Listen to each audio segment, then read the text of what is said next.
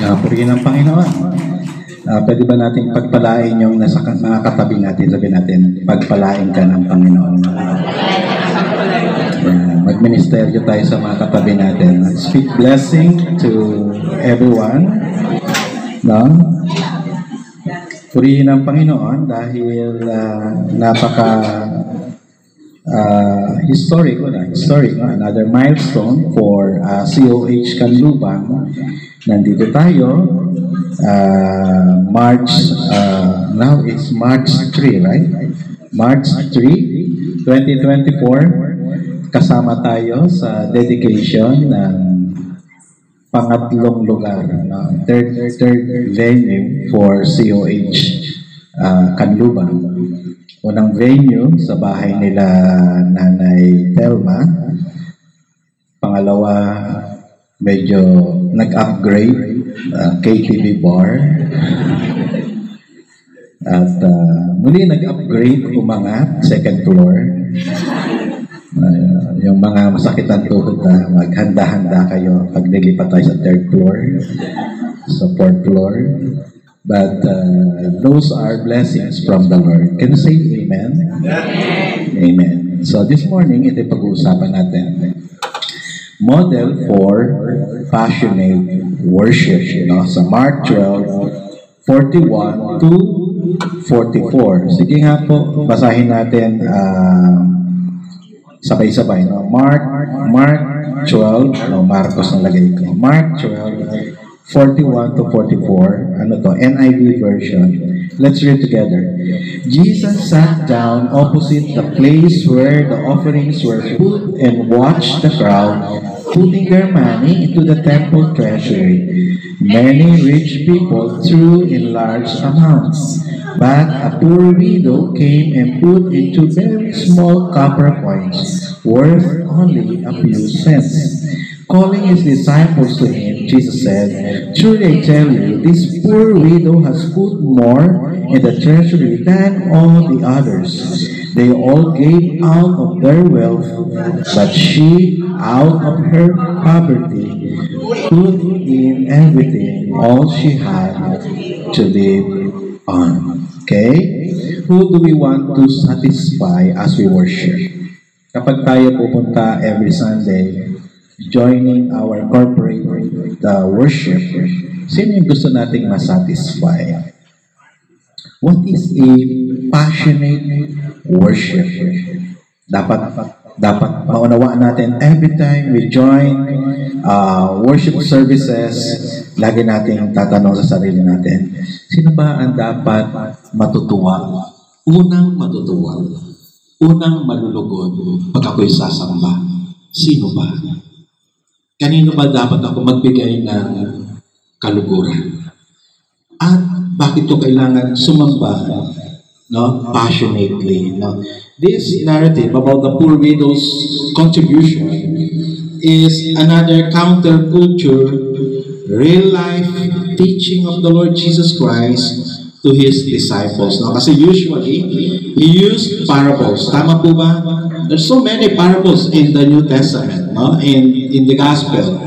In Matthew, Mark, Luke, John, Jesus used so many parables to teach heavenly truths, spiritual truths. But this time, meron siyang object lesson, At itong poor widow, yun ang kanyang object lesson to his disciples, para sa kanyang mga disciples. And I said here, counterculture, na para meron siyang pabulaanan, para meron siyang refute na paniniwala. Okay? So, Jesus used the sacrificial generosity of the widow as object lesson about, listen, genuine worship and genuine giving, sa kanyang mga disipulo. Ang gusto niya, as disciple of the Lord Jesus Christ, we will do worship, we will do giving according to His will. Can you say amen? Kapag tayo sasamba, lagi tayong mag-check. Okay? Lagi tayong mag-check. Ito pa ba'y ayon sa kalooban ng Panginoon? Ako ba'y tatayo rito para sa kanyang karangalan? para sa kanyang kapurihan. Pag ako'y tatayo rito, para sa karangalan ni Pastor Ferdy, wag na po. Sabi ko nga lagi sa Lord, paralyze mo ako. Paralisa mo ako. Wag mo ko patayuin. Wag mo na ako pagalawin. Okay, tatayo para sa karangalan ko. Hayaan mo lang akong nakaupo. Hindi makagalaw. Okay, tatayo. Dapat para sa iyong karangalan lamang. It is a teaching about the hypocrite kind of worship of the scribes, no? Alam niyo yung Mark chapter 12, from the first verse, ang kausap niya Pariseo, pagkatapos kausap niya Saduceo, at pagkatapos dito ang kausap niya Eskriba. Sa mga common lay members, hindi nyo pa maintindihan ano pagkakaiba ng Pariseo, Saduceo, Eskriba. Okay. Pero lahat yan, isa lang ang common denominator na kalaban sila ni Jesus. They are oppositions. Okay, the Pharisees, the Sadducees, and the scribes are all oppositions. At dito, ang kausap niya, Eskriba. No, mga Eskriba. And scribes are the teachers of the law. Sila yung mga tagapagturo ng kautusan. At sila rin yung, alam nyo, kapag isinusulat muli yung Torah, sila lamang yung may karapatang mag-rewrite. The scribes. Yun ang kanilang trabaho. At ang trabaho nila, sumulat ng mahusay at pag-aralan mabuti ang kautusan. Dahil, alam niyo, sa pagsulat ng Torah ng mga Hudyo, pag may pagkakamali, hindi yun buburahin. Ibabasura na yun. At susulat ulit. Kailangan perfecto ang pagkasulat. Okay? So, yan ang trabaho nila. Pero meron din silang impluensya sa community. Okay? At dito naman, ipinakita naman ni Jesus na ano naman yung passionate, genuine worship of the poor widow. Kumbaga, sa panahon nila, kung sino ang tutularan sa paraan ng pagsamba, iisipin nila mga Pariseo, mga Saduceo, mga Eskriba. Pero sabi ni Jesus, hindi. Counterculture nga siya. Di po ba? Parang ganito. Sa panahon ngayon, ay bawa kayo, isipin nyo, sino dapat mayroong maayos na pagsamba? Dapat si Pastor yan. Dapat yan si Ate Joy. Di ba? Pero si Jesus hindi yun ang isip. Ang isip niya, sabi niya, sige, pakita ko sa inyo. Isang balot. Siya ang halimbawa ng isang taimtim na pagsamba. No, so, following of the poor widow will lead us to a beautiful experience of worshiping God with all our heart, soul, mind, and strength. Can we read together? Please read with me. Following the example of poor widow will lead us to a beautiful experience of worshiping God with all our heart, soul, mind, and strength. By the way, bago nangyari itong storya na to, yun yung sagot ni Jesus sa mga Eskriba, tanong ng Eskriba kay Jesus, ano ang pinakamahalagang utos? And Jesus said, love your God with all your heart, with all your soul, with all your mind, with all your strength. 100%. You say amen? Amen. Tanong ng katabi mo. 100% ba? Ngayon? Baka meron ka pang nire-reserve para sa iyong sarili. Baka meron ka pang itinitira para sa iyong sarili. Ha? Lahat para sa Kanya. Can you say amen? Yeah. Lahat para sa Diyos. Okay? Kaya number 1, avoid the scribes' self-serving kind of worship. Iwasan natin yung halimbawa ng mga eskriba na pansariling uri ng pagsamba. Pagsamba, hindi para sa Diyos. Pagsamba para hangaan siya. Hangaan sila. Hindi yun kalooban ng Diyos. Sayang. Sayang. Sayang ang panahon na ginugugol natin kung hindi naman siya katanggap-tanggap sa Diyos. Hello? Naintindihan? No, sayang shampoo, sayang sabon, sayang tubig. Maliligo ka pa, di ba? Sayang pagplancha, sayang gasolina. Sayang. Kasi hindi naman siya tatanggapin. Kasi hindi para sa kanya. Hindi para sa sarili. Do we understand that? Dapat pagsamba lahat para sa kanya. Isang malakas na amen po. Amen. Let's read verse 38. Sabay-sabay. As it taught, Jesus said, watch out for the teachers of the law. They like to walk around in flowing robes and be greeted with respect in the marketplaces. Verse 29. And have the most important seats in the synagogues and the places of honor at banquets. They devour widows' houses and for a show make lengthy prayers. This man will be punished more severely. Verse 41, sabay-sabay. Jesus sat down opposite the place where the offerings were put and watched the crowd putting their money into the temple treasury.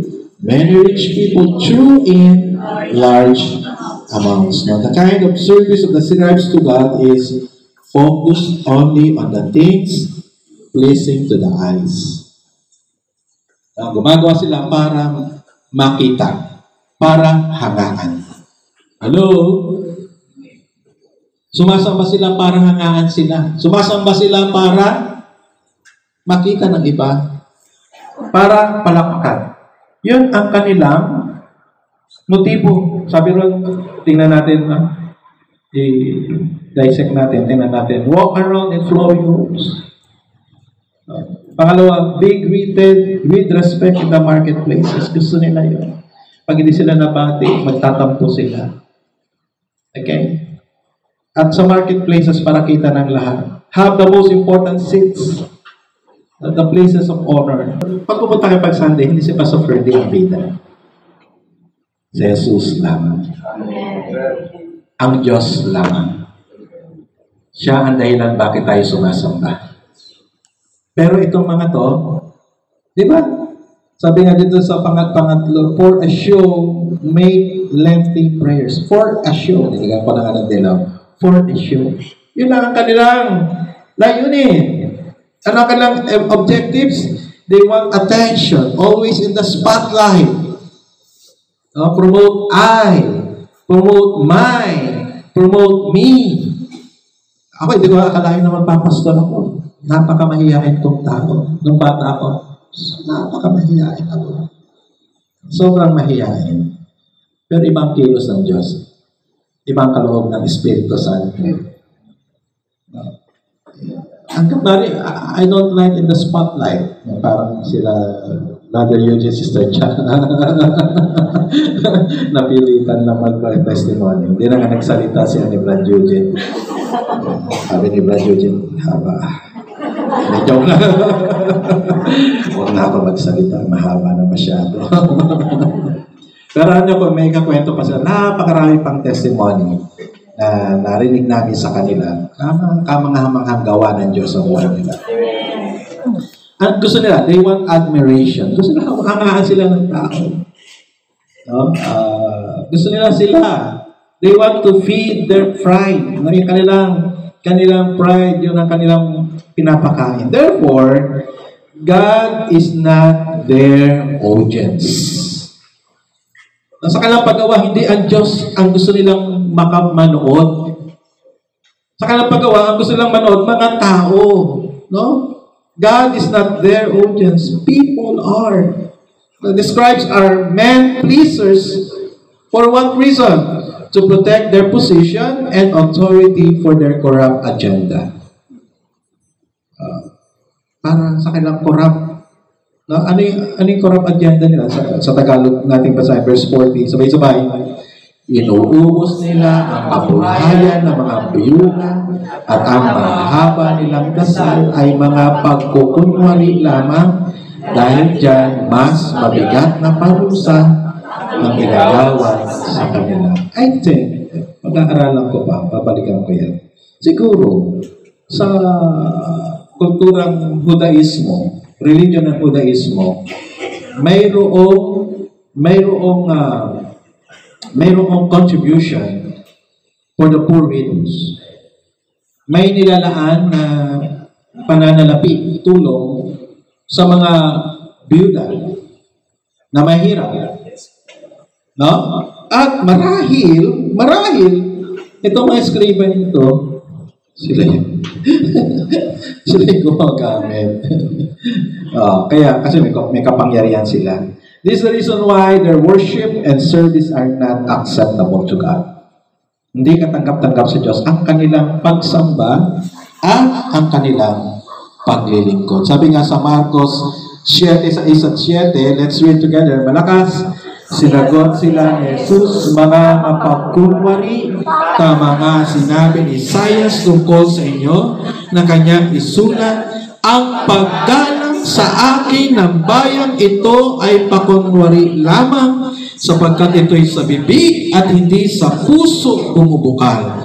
Walang kabuluhan ang kanilang pagsamba sapagkat itinuturo nilang galing sa Diyos ang kanilang mga utos. Mga kapatid, pagandahin pa natin ang pagandahin ng ating worship places kung malayo ang puso natin sa Kanya. Walang silbi ang mga lugar ng pagsamba. Do we understand that? Gawin pa natin mas maganda pa rito ang ating worship place. Tao lang matutuwa at hindi ang Diyos. Walang halaga. Naintindihan mo ba natin? Kasi kinausapin mo yung katabi mo. Naintindihan mo ba? Ang pagsamba sa Diyos dapat tunay sa puso. Amen po ba? Ang unang church natin sa puno ng himbabao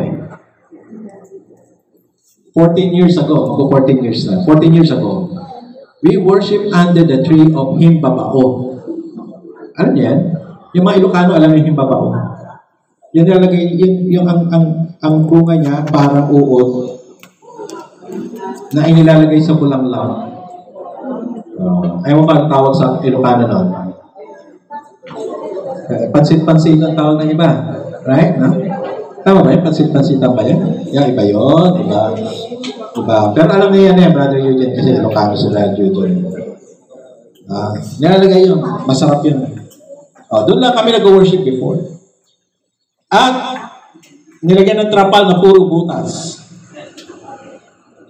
Kasi ano yan? Hindi naman intentional, pero mas maganda yun kasi pag nag-pray ka, diretso sa langit. Walang harang. Joke lang. Pero the Lord blessed City of God. The Lord blessed this church. Pangalawa, follow the widow's passionate kind of worship. Ano ba kanyang paraan? Probably the widow was present when Jesus answered the question of the scribes. Ano bang tanong ng mga skriba? Verse 28, sabay-sabay nga po, one of the teachers of the law came and heard them debating. Noticing that Jesus had given them a good answer, he asked him, of all the commandments, which is the most important? Anong pinaka-important? No? The most important. Yun ang tanong niya. 29, let's read together. The most important one, answered Jesus, is this. Hear, O Israel, the Lord our God, the Lord is one. Verse 30. Love the Lord your God with all your heart, and with all your soul, and with all your mind, and with all your strength. And the second is this. Love your neighbor as yourself. There's no commandment greater than this. Verse 32. Well said, teacher, the man replied, you are right in saying that God is one, and there's no other but Him. Verse 33. To love Him with all your heart, and with all your understanding, and with all your strength, and to love your neighbor as yourself is more important than all burnt offerings. And ito mabigat. Alam ng mga eskriba kung ano ang tama. Alam ng mga eskriba kung ano ang pinakamahalaga. But the problem is, hindi nila ginagawa. Kaya tawag sa kanila, hipokrito. Hypocrite. Alam nila, pero hindi. Di ko ba? Mas malaki ang accountability ng alam mo, pero alam mo kung ano tama, pero hindi mo ginawa kung ano tama. Yung iba, pwede pa sabihin inosente ako, hindi ko alam eh. Pwede pa mga tuwiran, di ba? I'm innocent, hindi ko alam. Pero siya, alam nila. Sinagot ni Jesus, sinabi nila, tama nga, yan ang pinakamahalaga. Pag pumunta kayo sa Israel, makita yung mga tao, mga lalaki, may box dito, may box dito. May itim na box dito, mga Israelita, at may itim na box dito. Ang laman nun, itong talatang ito.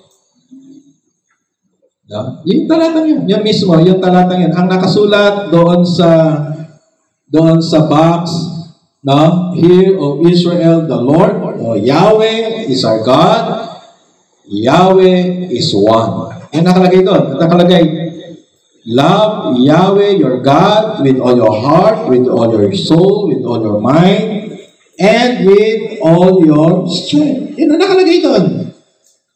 Yan ang nakalagay doon sa mga boxes na yan. Yun din nakalagay doon sa kanilang hamba. Pag pumasok kayo sa bahay ng mga Hudyo, sa hamba ng kanilang pintuan, merong parang cylinder, at sa loob ng cylinder, merong verse. At yung verse ay nakalagay, si Yahweh lamang ang Diyos, mahalin mo siya ng iyong buong puso. Diba? The message of Jesus' answer to the scribes is very clear. Ano yun? Love the Lord God with all. Ano yung message niya? Sabay-sabay? Love the Lord God. Isa pa po. Love the Lord God. Mahalin mo ang Panginoon mong Diyos ng lahat-lahat. Yan ang klaseng pag-ibig sa Kanya. This is the meaning of passionate worship and service to God. Loving Him with all. But now, the question is it possible? Pwede kaya? Pwede ba yun? Hindi man ata pwede yun. And the answer is, the poor widow is the best example of loving God with all. And Jesus used that as object lesson to His disciples. Possible pala. Pwede pala. At hindi siya gumamit ng parables, kundi real-life example. No? Minsan, ang mga hinahangaan ng Diyos sa iglesia, hindi yung laging napapansin. Hindi yung mga tahimik na gumagawa para sa Kanya. Amen po ba? So, yun ang nais ng Panginoon. Verse 42. Dumating ang isang dukhang babaeng balong at naghulog ng 2 kusing katumbas ng isang pera. Tinawag niya ang kanyang mga alagad, sinabi, lapit kayo rito, tingnan niyo. Katotohanan, sinasabi ko, ang dukhang balong ito ay naghulog ng higit kaysa lahat ng mga naghulog sa kabang yaman. Sapagkat lahat ay nagbigay mula sa kanilang kasaganaan, ngunit ang babaeng ito sa kabila ng kanyang kahirapan ay nagbigay ng kanyang buong kabuhayan. Hindi pinigilan ni Jesus. Jesus knows everything. Can you say amen to that? Amen. Jesus is omniscient. Can you say amen? Amen?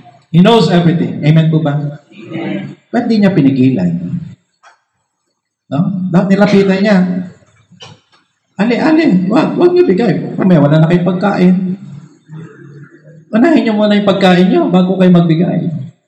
Pero hindi pinigilan ni Jesus. Hello? Hindi niya pinigilan. Dahil alam niya, yung babae, narinig yung turo niya rin na seek ye first the kingdom of God and His righteousness, and all these things shall be added unto you. Can you say amen? Amen. Ang sino mang inuuna ang Diyos, sino mang humahabol sa Diyos, hinahabol na pagpapala. Sino bang inuuna ang pagpapala? Tinatakbuhan ng pagpapala. Inuna ng babae ang Diyos. At mararanasan niya ang pangako ng Diyos. Sa malakas ng amen po. Amen. Nagbigay ng kanyang buong kabuhayan. Loving God with all. Application ng loving God with all. Walang tinira. Kailangan niya rin. Wow. We can learn some important truths here. Number one, God is watching. That's number one. As we worship, God is watching us. Hello? Ang Diyos nanonood sa atin. Hindi kayo audience.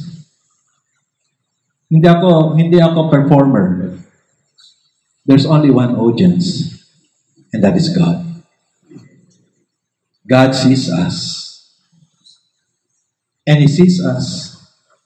Hindi lang yung facade, but even our hearts, our minds, our thoughts, everything inside us. Naintindihan po ba natin? He's watching us. He's our audience of one. Siya nag-iisang tagapanood natin. God knows what we give. Not only what we give. Kanina tayo ay nag-offering. He doesn't only know what we give. He also knows what we keep. Hindi lang binigay natin. Ano na iwan sa atin. He knows everything. The widow's giving is a sacrificial generosity. Alam ni Jesus. Alam ni Jesus. Her action shows her true priority. Yung action niya, alam ni Jesus, babae ito, una ang Diyos sa buhay niya. Diyos ang pinakamahalaga sa buhay niya. Diyos ang pinaka-importante sa buhay niya. Diyos ang kanyang pinakamamahal. Hindi ang sarili, hindi ang kasikatan, hindi ang kayamanan, hindi ang anuman sa mundong ito, kundi Diyos. Sa malakas na amen po. Amen. Pwede po ba siyang model? Yes. Alam niyo, she cannot prioritize God if she's not passionate for God. Kasi passionate siya kay God Kaya pwede niya i-priority ang Lord. Dalawa na lang ito. Pag binigay ko ito, wala na ako. Pero dahil mahal ko ang Diyos with all my heart, then I will give it to Him. These are in contrast to what the scribes value the most, and that is their source of security. Yun ang kanilang source of security, no? Power and position, pride, wealth. Di po ba? Yung mga politiko ngayon. No? Mga politiko ngayon. Mga politiko nag-asawa ng artista. No? Kasi sinisecure nila yung kanilang position. Sinisecure nila yung kanilang power, yung pride, yung kanilang wealth. They secure all those things. No? Ang kanilang source of security, yung mga bagay sa mundong ito. Pero yung babae, ang source of security niya, walang iba kundi ang Diyos. Ibibigay ko ito, pero hindi ako pagkukulangin ng Diyos. Amen po ba? Pag sinasabi ng Lord sa atin, magkaroon tayo ng step of faith, gawin natin. Totoo siya sa kanyang pangako. He is true to His promises. Pagkatapos dito mamaya, pupunta ako sa Dasmariñas. Meet ko yung kapatid ko galing US. Pero alam niyo, mga bunga yun ang mga panalangin. Nakatapos ako sa TUP. Sabi ko sa nanay ko, Nay, mag-aaral po ako sa Bible School, magpapastor ako. Sabi ng nanay ko, Perdi, huwag ka magpastor. Maghihirap ka. Tuloy mo lang pagiging engineer mo. Sayang. Nakatapos ako ng unang college. Pero iyak ako na iyak. Sabi ko, Lord, paano po gagawin ko? So, sabi ko sa Lord, Lord, magpo-full time ako sa ministry, pero ito pong prayer ko sa iyo. Huwag mo pagkulangin ang ating pamilya. Kasi inisip nila kung magiging breadwinner, na kung magtutuloy-tuloy ako sa pagiging engineer.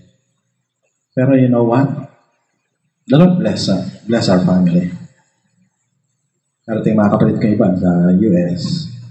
Bless kami ng Lord. Bless. Materially speaking. Bless kami ng Lord. And those are fulfillment of His promise. Sa mga inuuna siya. Sa mga mahalaga sa Kanya ang Diyos.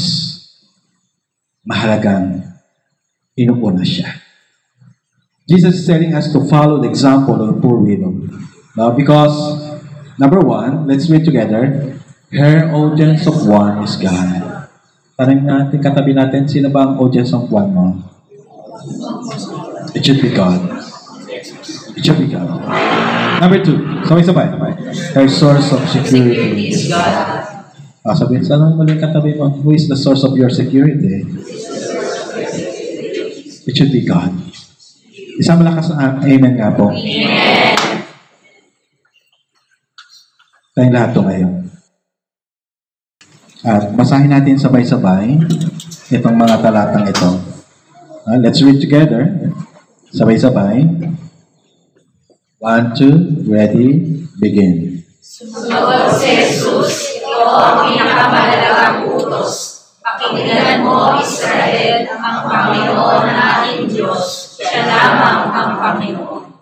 Ibigin mo ang Panginoon Diyos sa buong puso mo, buong kaluluwa mo, buong pag-iisip mo at buong lakas mo. Ito naman ang pangalawa, ibigin mo ang iyong kapwa gaya ng pag-ibig mo sa iyong sarili. Wala nang ibang utos o hinitigpas sa mga ito. Pinakita natin, ang unang utos, love God. As you love God, nagmi-mirror yan, nag-reflect. As you love God, you will also love your neighbor. Amen? You cannot say that you love God and you do not love your neighbor. If you love God, you must also love your neighbor. Amen? Amen. At ang sabi diyan, hindi 50%, hindi 75%, but 100% love to God. Ihanda natin ating mga sarili sa pagtanggap ng ating Lord's Supper this morning, ating communion. Ang pagganap ng banal na hapunan ay isa sa dalawang utos na inihabilin ng Panginoong Hesus na dapat gawin ng kanyang mga alagad. Una ay ang bautismo sa tubig at pangalawa ay ang banal na hapunan. Ang dalawang ordinansang ito ay tumutukoy sa ginawang pagliligtas ng Panginoong Hesus, no? Sa mga makasalanang katulad natin. Every time we will participate sa water baptism and also sa Lord's Supper, ito'y narration of God's redemptive act. Ito ay kwento ng pagliligtas ng Diyos sa atin. Ito ay parehas na naglalarawan ng mabuting balita ng Ebanghelyo. Laging nagpapaalala sa atin ng ginawang pagsasakripisyo ni Jesus doon sa krus sa Kalbaryo. Laging pinapaalala sa atin para hindi natin malimutan na siya ay namatay para sa atin. Na siya ang nagbayad ng ating pagkakautang. Hindi natin kayang magbayad ng ating utang. Kahit gaano kakayaman, you cannot pay your debt. Only God can do that. At siya ang nagbayad para sa atin. Ito'y kapahayagan ng kanyang dakilang pag-ibig sa atin. Kaya nga po, ang banal na hapunan ay celebration. This is celebration. This is celebration ng mga mananampalataya. Hindi pwedeng i-chapera ang sinuman. Because salvation is for all. Amen? And therefore, we celebrate this important truth as a church. Ipinagdiriwang natin ang kaligtasan kaloob ng Diyos sa bawat sumasampalataya na sapat nga ang ginawa ng Panginoong Yesus na pagliligtas sa atin. Tayo manalangin sa Panginoon. Dakilang Diyos, kami nagpapasalamat. Napakabuti mo sa amin. Hindi kami karapat-dapat. Kami makasalanan. Kami mga rebelde sa iyong harapan. Mapagsalansa. Matitigas ang ulo. Pero minahal mo kami. Hindi nyo lang sinabing mahal mo kami. Ipinadama nyo sa amin ang inyong pagmamahal. Nang sinakripisyo nyo ang inyong sarili para mahugasan, mapawi, mabayaran ang aming pagkakautang. And now as a church, Lord, we want to celebrate your goodness.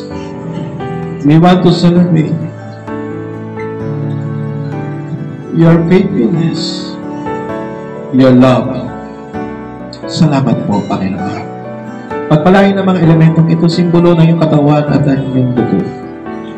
Sa pagtanggap namin ito, kami pagpalain at mapalakas sa aming pananampalataya. Salamat po. Ito ang aming panalangin sa pangalan ni Jesus. Amen. Maganda yung unang linya ng chorus na sabi, itong aking patunay, ako'y kasama niyang namatay. Amen. Sinamatay ni Jesus sa kanyang kamatayan para sa ating kaligtasan. Sapagkat ang tinanggap ko mula sa Panginoon ang siyang tinatagubilin ko sa inyo. Nang Panginoong Jesus ng gabing siya'y ipagkanulo, ay kumuha ng tinapay at pagkatapos magpasalamat, pinagputol-putol niya ito at sinabi, ito ang aking katawan para sa inyo. Gawin ninyo ito bilang pag-alaala sa akin. Kainin natin na may pasasalamat.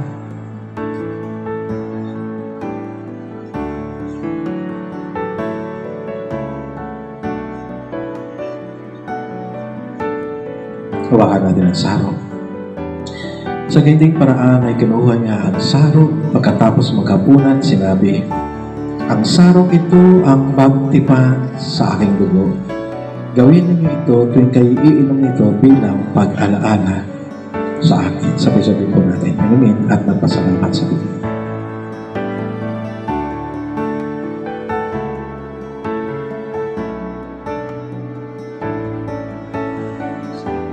Sapagkat sa tuwing kakainin ninyo ang tinapay na ito at iinuman ang sarong, ipinapahayag ninyo ang kamatayan ng Panginoon hanggang sa kanyang muling pagparito.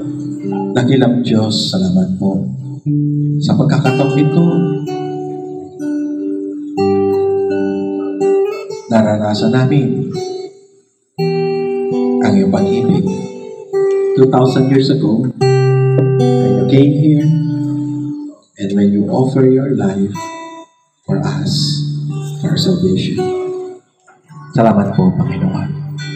Pagpalain ang bansang tumanggap ng tinapay at sarong, patuloy na pasiglahin, palakasin sa aming pananampalataya at aming paglilingkod sa inyo. Itong aming panalangin sa pangalan ni Jesus. Amen. Palapakan natin ang Panginoon. Makatunga tayo. Dapat tayo sa huling bahagi. At yun ay ang pagtatalaga ng lugar pagsamba na ito. Mga kapatid, sabi sa James chapter 1 verse 17. Let's listen. Every good gift and every perfect gift is from above, coming down from the Father of lights, with whom there's no variation of shadow due to change. Sa ibang salin, whatever is good and perfect is a gift coming down to us from God our Father, who created all the lights in the heavens. Na lahat ng mabuting kaloob galing sa Diyos. Amen po ba? Sabi nga, pumunta rin tayo rito sa lupa, walang dala, aalis tayo walang dala. At pag alis natin, wala rin tayong dadalhin. Lahat yan galing sa Diyos. At dapat lang na pasalamatan natin ang Diyos na nagkakaloob ng lahat ng mabubuting bagay. Amen. Ang lugar nito is a testimony of God's goodness. This is testimony of God's faithfulness. Blessed and favored ang church na ito, no?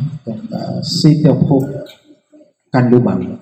Blessed and favored na Lord. And I do believe na ma-outgrow rin ng church. Church is people, no? This place. Can you say amen to that? Yes. And we need a bigger place, right? Palaki na palaki, parami na parami. And that's God's work. That's God's work. Si Pastor Ferdy, hindi full-time eh. Since we started City of Hope, hindi kami naging full-time. May work kami. May work kami ni Joy. Pero, hindi naman si Pastor Ferdy ang nag-build ng church eh. It's Jesus. Right? Ang Diyos, ang Panginoon Kristo ang nagtatayo ng iglesia. At ito ay isa sa mga likha ng Panginoon sa atin. Isa sa mga gawa ng Diyos sa atin.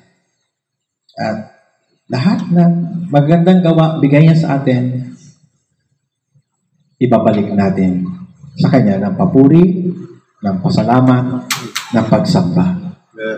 At ang sabi sa 1 Corinthians chapter 4 verse 2, now it is required that those who have been given a trust must prove faithful. Amen po ba? Yung mga pinagkatiwalaan dapat maging mabuting katiwala. Amen po ba? Magandang word sa Tagalog eh, no? Katiwala. Nandun yung word na tiwala. Okay? Pag in-English mo, trusted, no? Trusted person. Katiwala, tiwala. May tiwala sa atin ng Diyos. Sabihin natin, Panginoon, sabay-sabay, Panginoon, salamat po, nagtiwala ka sa akin. Okay, sige tayong lahat tumayo. Italaga natin sa Panginoon ang lugar na ito ng pagsamba. Dahil ang Diyos, kami nagpapasalamat sa iyong kabutihan sa amin. Tapat ka sa iyong mga pangako.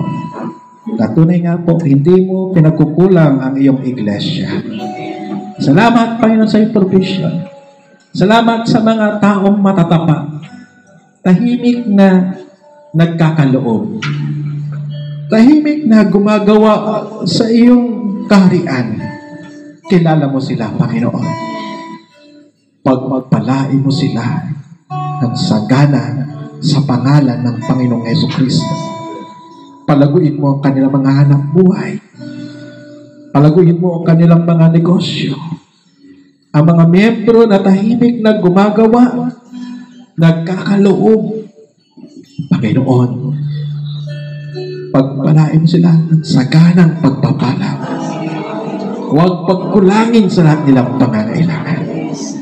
Paboran mo ang kanilang mga buhay. Panginoon, yung mga kapatiran sa ibang bansa na tahimik na nagkakaloob para sa iyong gawain. Abutin mo rin sila, Panginoon, na yung pagpapala. Huwag mo sila kakalimutan, Panginoon. Katulad ng aming pinag-aralan, you notice everything that we give you. Hindi lumalagpas sa iyong pansin ang lahat ng aming ginagawa. At yung mga naibigay mo sa aming pagpapala, Panginoon, Panginoon, gawin mo kaming mga mabubuting katiwala. Mapangasiwaan namin ang mga pagpapalang ito ng ayon sa iyong kalooban. Nagkaloob ka sa amin ng panibagong lugar, Panginoon, maingatan namin. At magamit para sa iyong layunin. Maging lugar ng pananalangin, lugar ng pagsamba, lugar ng pagsasanay, pagdidisipulo, at lugar ng paghayo at pagpapahayo. Panginoon, sa lugar na ito, na ikaw ay itataas, ikaw ay itatanghal, maging liwanag siya sa mga kapitbahay namin, Panginoon. Hayaan ang lugar ng pagsamba ito maging blessing sa mga karating lugar at kapitbahay namin, Panginoon. Panginoon, mula rito, dadaloy ang iyong mayamang pagpapala sa iba. Ang mga kapatiran na sumasamba dito, maging mga simbolo ng pagpapala mo, Panginoon. Maging mga patotoo ng pagpapala mo, Panginoon. Panginoon, salamat po. Katulad ng mga Israelita sa lumang tipan, sa tuwing meron kang ginagawang magagandang bagay, nagtatayo ka ng mga dambana. Sa pagkakataong ito, ang City of Hope Kanlubang nagtatayo ng dambana ng iyong katapatan sa lugar na ito. Salamat po, Panginoon. Salamat po. Pagpalain ang lugar na ito. Punuin ng mga mananampalatayang sasamba sa iyo. Punuin ng mga mananampalatayang handang humayo. May kamay na mabilis sa pagtulong, may paang mabilis sa paghayo, may pusong mabilis magmahal, may pusong mabilis umunawa at tumanggap sa iba. Panginoon, hindi ito para sa amin. Lahat ng ito para sa iyo. Huwag mo pagkukulangin ang iglesia nito. Pagkaloob lahat ng kanyang pangangailangan. Pagkalooban ng mga kaloob para sa pagpapalago. Pagkalooban ng mga kaloob para sa pagpapatibay. Bigyan ng kaloob para sa pag-abot sa mga hindi pa nakakakilala sa iyo. Maraming salamat po. At ngayon, gawa, maranasan ng bawat isa ang biyaya at basbas bendisyon ng Panginoon. Natangkapin natin ang kapangyarihan, ang kagalakan, kapayapaan sa pamagitan ng pagkikipisan ng Banal na Espiritu sa atin. Na ipagkakaloob lahat ng mabubuting bagay na kailangan natin. Huwag pagkulangin sa lahat ng bagay, paboran, samahan at ingatan. Ibalik lamang lahat ng papuri, pagdakila, pagluwalhati sa pangalan ng Ama, ng Anak at ng Espiritu Santo. Amen. Amen. Magluwalhati, alay sa iyo, O Diyos. Ang aming puso. Ang aming puso at ang aming buhay alay sa pagsamba. Lahat ng papuri, magluwalhati, alay sa iyo, O Diyos. Ang aming puso, ang aming buhay, alay sa pagsamba. Alay sa pagsamba. Alay sa pagsamba. Malakas na palakpak sa ating Panginoon. Congratulate natin yung mga katabi natin. Congratulations, ha?